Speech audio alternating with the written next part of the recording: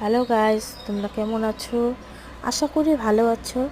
চলে আসলাম একটা ছোট্ট ভিডিও নিয়ে তোমাদের সামনে। তো দেখো, চলো দেখি। আমি ফ্রিজে ঘি জমিয়ে রেখেছিলাম। এই দেখো, ঘিটাকে দুধের সরটাকে একটু ফেটিয়ে নিতে হয়। তো আমার সময়ের অভাবে আমি তা করে উঠতে পারিনি। এখন আমি একেবারে কড়াইতে দিয়ে দিলাম।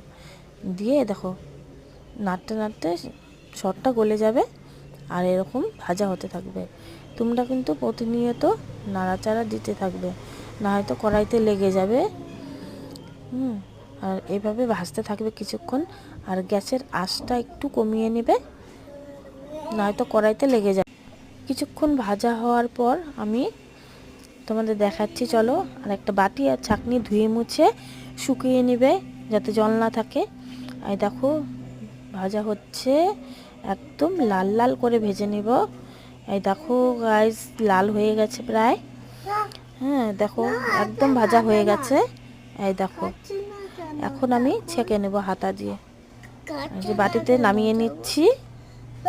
এই তো, দেখে নাও তোমরা ভালো করে। এটা কিন্তু গরম, খুব গরম, যাতে হাত না লাগে, খুব সাবধানে তোমরা করবে।